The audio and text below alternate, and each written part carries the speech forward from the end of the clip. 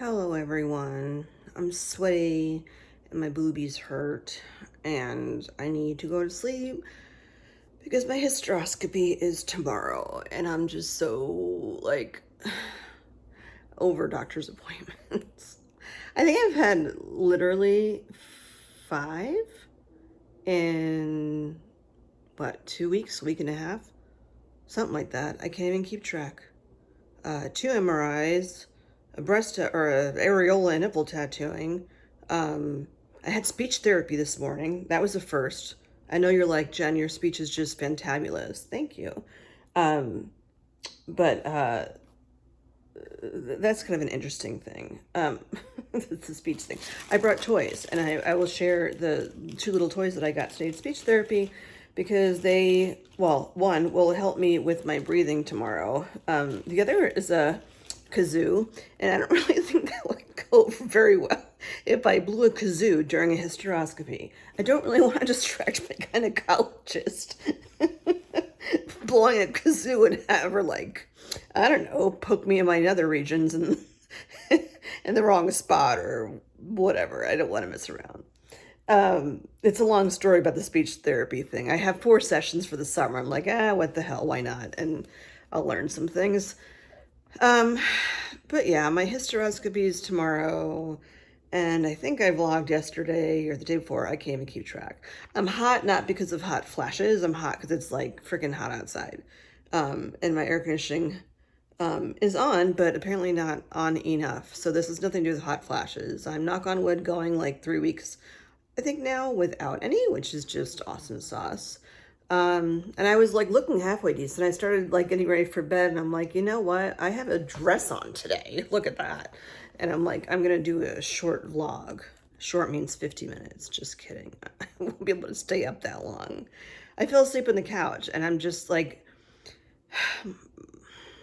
tomorrow will be the last, like, hopefully the last like big appointment with the girl parts and talking about tamoxifen and uteruses and ovaries and all the girl parts that I don't want to talk about anymore. I'm tired of talking about it. Like, not to the point that I'm going to be stupid and dismissive, but it's just like I am almost confident it's not cancer. I got the MRI results. There's no enhancement or anything like that, but they're doing a biopsy anyway tomorrow, and of my endometrial lining.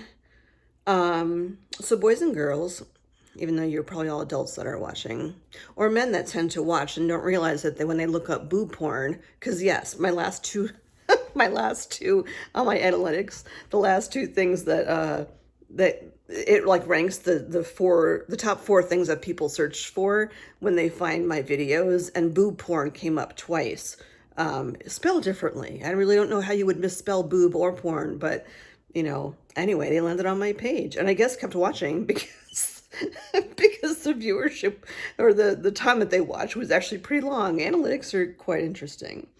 Yeah, that's you're not gonna get boob porn from this unless you're like really bizarro.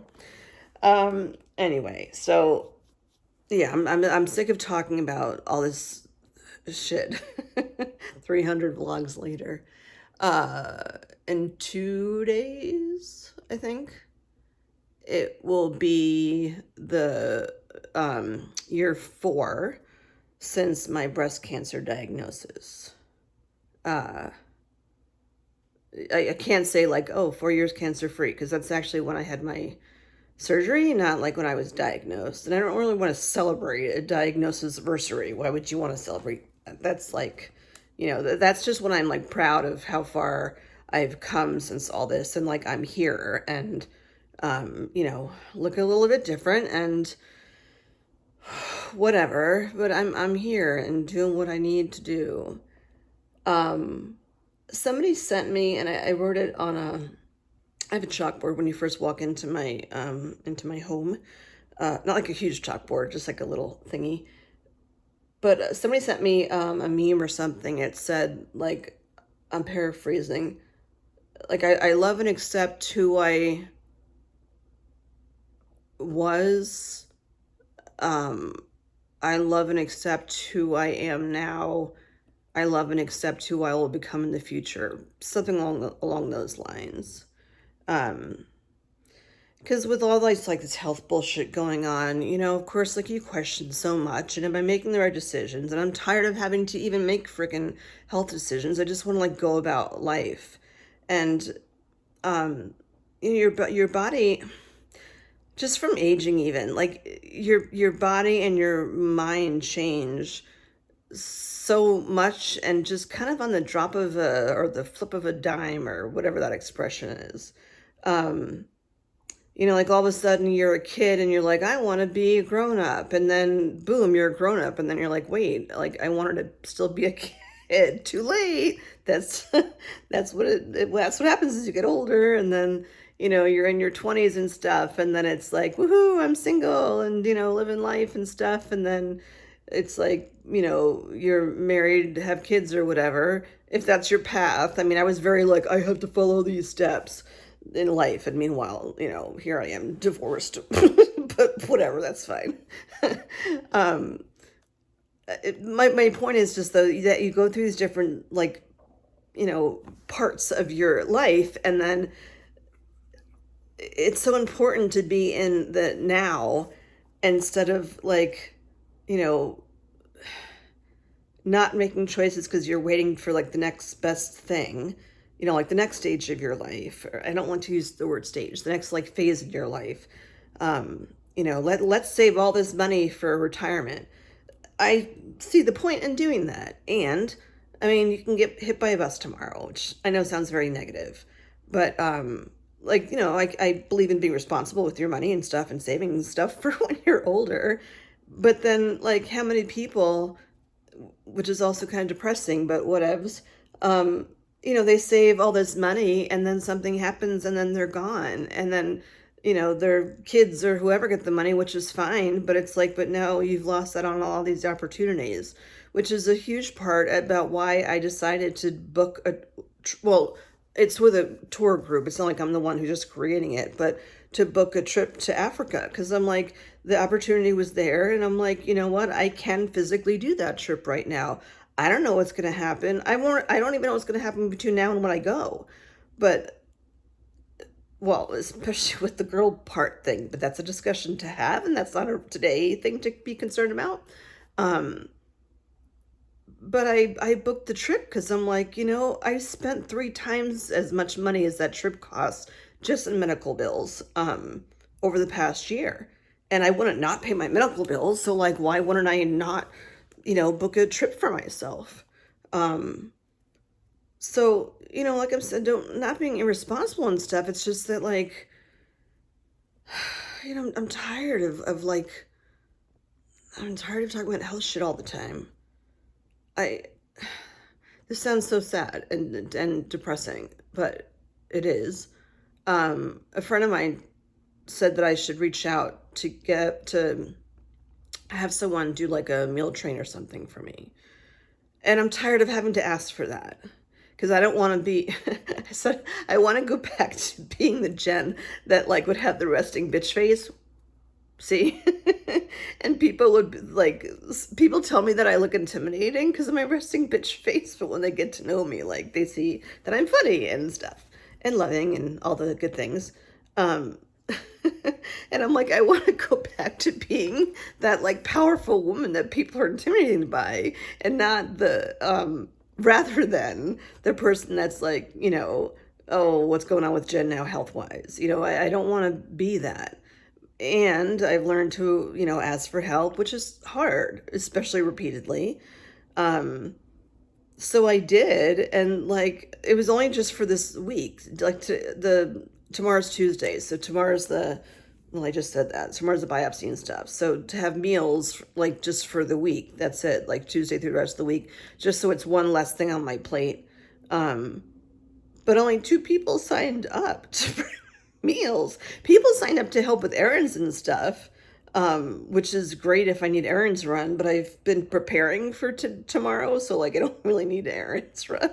I'm like, it'll be hard to cook food because you cramp up a lot after a hysteroscopy, and I'll be laying on the couch with like heat packs and heating pads on and whatever, and popping ibuprofen until, the pain goes away. Which last time I had a hysteroscopy, which I vlogged about like 2 years ago or so, I had to stay at my gynecologist's office for like 2 hours, literally, after she finished. I think the whole appointment was like 2.5 hours, because the cramping was so like intense. I've had colposcopies done before. Those are not colonoscopies. They're two very different holes. See, I'm funny, even though I have the resting bitch face. Colposcopies are when they go inside your cervix. Hysteroscopies are when they go up into your, like hysterectomies, like uterus. That's the prefix for uterus stuff. So it's obviously higher up to go in when they're going inside of your uterus than just inside of your cervix. But the main thing is, like, things are not intended to go up that direction. They're like intended to have things come out, like babies and things. Which is why your body just automatically starts cramping, because it is not, anticipating things going up. The actual cutting of whatever they're doing for the biopsy doesn't hurt as much. It's a weird feeling, because, obviously it feels like someone's cutting a piece of your tissue out, because that's exactly what they're doing. But you can't, like, put an ice pack on it. You can't, like, shove an ice pack up your uterus. That's just not how it works. So it's a very weird feeling, because there's nothing really that you can do to help with that pain. But I feel like your body automatically, like, I don't know if it, like, just gets into healing mode, creates fluids or something to wash out all the bad. I don't really know. But, it's just a weird feeling, which is why you just have to take it easy afterwards, and not a lot of movement. So, like, I can order Grubhub and stuff, which is pricey, but, like, whatever, it's a week. But the problem is, I live in an apartment building, and they leave it, like, downstairs, and I don't want to traipse anywhere. It's probably not going to help to, like, totally stay on the couch, but, like, I don't want to be walking around and all of a sudden, like, I have this, like, pain and I'm keeled over, and then, I don't know. It's one thing if you're in a house and it's just you, but what the fuck do I care about other people? I don't know. I care about what other people think, because I don't want people to think that I'm not, like, Wonder Woman, which I know is absurd, but anyhow, switching gears, kazoo. Why do I have a kazoo? Remember all the allergy stuff from way back in the day? It could just flat out could be that I've gotten more allergies as I've gotten older. I don't know. Or is there something, I mispronounce this all the time, vasovagal, that, like, there's a mind over matter thing with your throat constricting because of triggers. Sushi was never a trigger for me. I used to eat it all the time. Eating raw fish in stressful situations, like, you wonder if it's the raw fish or if it's the stressful situations. I think it's kind of a combination of both. But when I went to an allergist, then I went to an ENT to see if there was something, like, physically wrong. I had that barium swallow. That was interesting. So they did all these things, and everything turned out fine. But I don't know if she was a nurse, because she's a speech pathologist, so I'm not sure why she was at the ENT's office, and I don't know how that ended up. But anyway, when I went to the ENT, this woman was talking to me too, and maybe they just called her up or something, and she's a speech therapist, and she's like, yeah, I just find it interesting that, I guess it's nose and throat is your speech, but I just find it interesting about the connection of, like, throats closing up versus, like, not versus, but throats closing up and working with a speech therapist. It's not about my speech, it's about my my breathing, I guess. And especially given all that's happened, like, just as we were with the whole cancer thing, not necessarily the food stuff, there were a lot of triggering things that popped up, and it was interesting how she, like, had a conversation with me about stuff, like, even her writing down certain words on a piece of paper. I was like, oh, and she's like, it's just interesting that you had this reaction. I'm like, Chika, like, I don't need to be psychoanalyzed, but I'll be more than happy to share with you. Sorry, I'm using a selfie stick today. So anyway, so I'll share the 2 little tidbits that I got. I feel like I did back when I saw her in like March, though at this point it's what, July. I haven't even uploaded March's vlogs yet. So one of the things that she gave me, it's these teeny little straws. Okay, where's the camera? Like there's a little hole inside of that. These are like the straws that you get like in a, I mean, not this particular one, like the ones that like you get in a bar or something, you know, like the hole through it is extremely small, but that's the whole point. So there were 3 strategies that she showed me about like changing the way I'm breathing. I used to use diaphragmatic breathing pretty often. I see with all the cancer shit, I sometimes forget like what my breathing technique should be. And because of all the drama with my stomach and it just not being the shape that it used to be, which I thought was all because of fat, but turns out now that it's tissue, which is, you know, what we'll figure out tomorrow too with the hysteroscopy and the biopsy. There's a lot of extra tissue in my body, and it's from the tamoxifen. Anyhow, that was yesterday's vlog. You can rewind and watch that. But my midsection is just not shaped the way it was. And even when I, you know, worked out hardcore and watched what I ate and did all the right things, nothing really was changing because it's really just side effects from the tamoxifen. It's not a matter of fat. But it also makes my breathing change because I feel like because my uterus is so enlarged because of the tamoxifen, I feel like it's pushing everything up. I'll find more answers out tomorrow, but that's what it feels like. It's just like pushing all my other organs up, and like it's harder to get a deep breath in the way that I used to. My endurance is much better. I'm able to like walk longer distances, not get winded, go up hills. It's like not a problem. So there were 3 strategies that she showed me back in March. One was taking the your tongue on the roof of your mouth, like that, and then just breathing in and out, but with your tongue on the roof of your mouth. So go ahead and try. Put your tongue, again, I'm not a doctor or a speech therapist.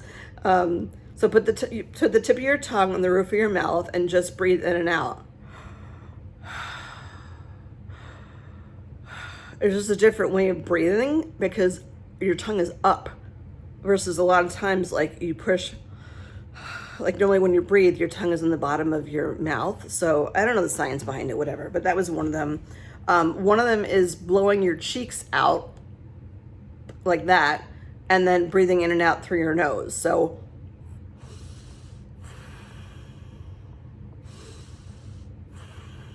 and the pressure of your cheeks gives me some like proprioceptive input on top of everything. So that's another strategy. What works the best for me, even before I had any like anxiety, anything, when my life was just, you know, peaches and cream, is, well, without a straw, you can just purse your lips, kind of like you're drinking out of a straw, and inhale and exhale through those pursed lips. So purse your lips. This will be a good thumbnail. Then people will really look for boob porn and be like, ooh, what's she doing? So purse your lips and then breathe in and out.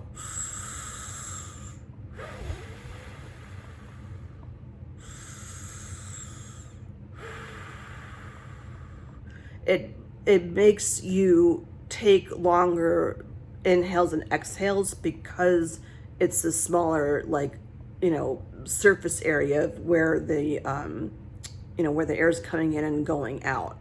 You could do it without a straw and just do what I did, but these are like the little straws that you would get like at a bar for mixed drinks or something. They have like little, it's a really teeny hole, not a regular straw. So instead of like pursing your lips, you can do it with the straw. It looks like I'm smoking a cigarette, but breathing in and out with the straw. So that should be my thumbnail. Bizarrely, this is actually how I learned to, not learn, but something that helped me quit smoking. So here I am, ready?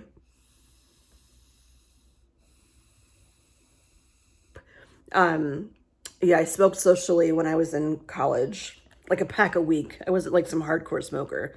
I even asked them, like, is that the reason why I got cancer? And I'm like, no.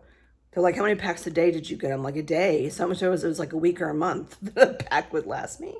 But it was just while I was in college. And then I started again when I went through my divorce, like in spurts. Like I'd buy a pack or something and it would last me like 3 months and it would smell funny and I'd like throw it out. But it wasn't even so much the nicotine as it was a way, this sounds awful, but a way to control my breathing.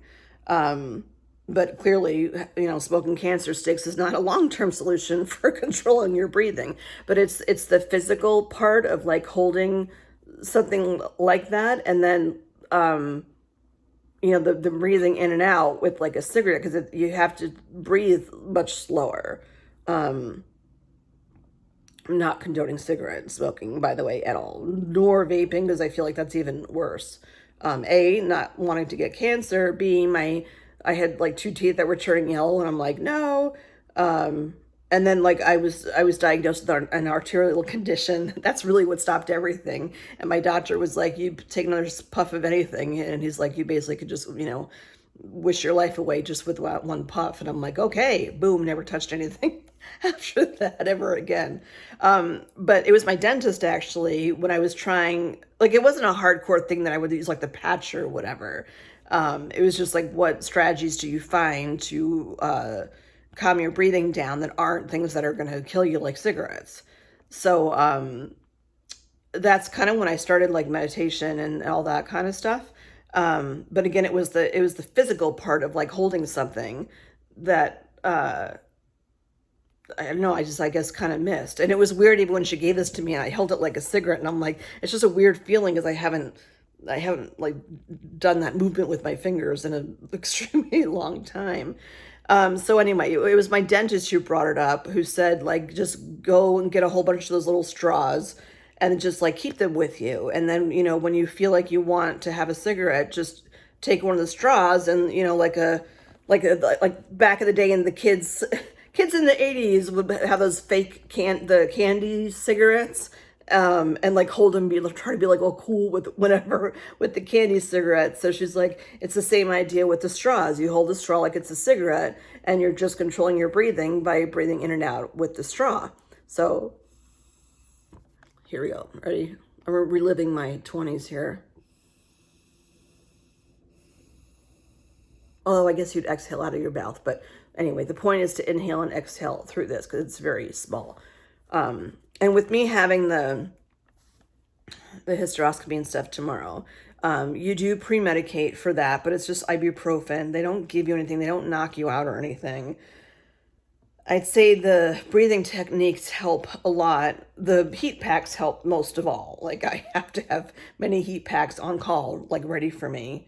And you just kind of have to breathe through it. Sorry, my battery's dying. Please don't stop vlogging. I gotta stop because my battery's dying. And then I also made this comment that I have gone to speech therapy for my kids before when they were younger, and they have one of them, they have a set of, it's horns and straws. So they're all different kinds of straws. They have like bendy straws and curly straws and straws of different diameters and stuff, so that you get used to, I can't even think of what it was with the straws. Honestly, I don't even remember. And then there's horns. So there's different kinds of things that you inhale and exhale through. Like there's it's a horn, but it looked like a little airplane, and you blow through it, and then the propeller moves. And then they have like things that are like kazoos. They're all different kinds with different size holes that have different sounds and stuff. So I was mentioning that to her, and I'm like, because one of the things she said was trying to, which I find hard to naturally do, like inhale like you normally would, and then when you exhale, or no, she had me do pierce my lips. So inhale, and then when you exhale, just like basically like hum, which I had a hard time doing. How do you hum when your mouth is like that? Like just making a sound like, I can't do it. She's like, you're trying to get it right. I'm like, I don't know how to do that. And I said to her, maybe if I had a kazoo, it would help me make the sound better coming out. And she's like, I have a kazoo. So my neighbors are going to hate me, but they're always so loud anyway. And I'm only going to do it once. So you can like inhale and then exhale through the kazoo.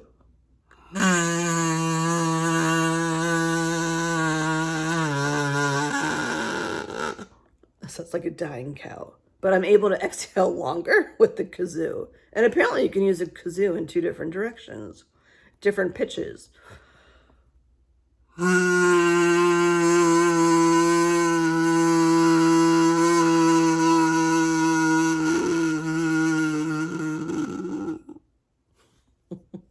In general, you want your exhales to be longer than your inhales are. So I don't know. We'll see what happens tomorrow with the breathing. I'll do the best that I can. I'm usually pretty good about getting in the zone. I also will bring my AirPods, which I have to charge, because listening to relaxing music, not putting noise canceling on, because I need to hear what she's doing, like not the snips, but she'll tell me like, I'm going to do this now and I'm going to do that now. And that's helpful for me to at least have a heads up as to what's coming. So I can just like prep for it, you know, and like know when to breathe and whatever. I mean, breathe through the whole thing, but I mean, you know, when to focus on making sure I'm super relaxed. So gotta get to bed and do as tomorrow as it comes, one step at a time. All right, hasta luego.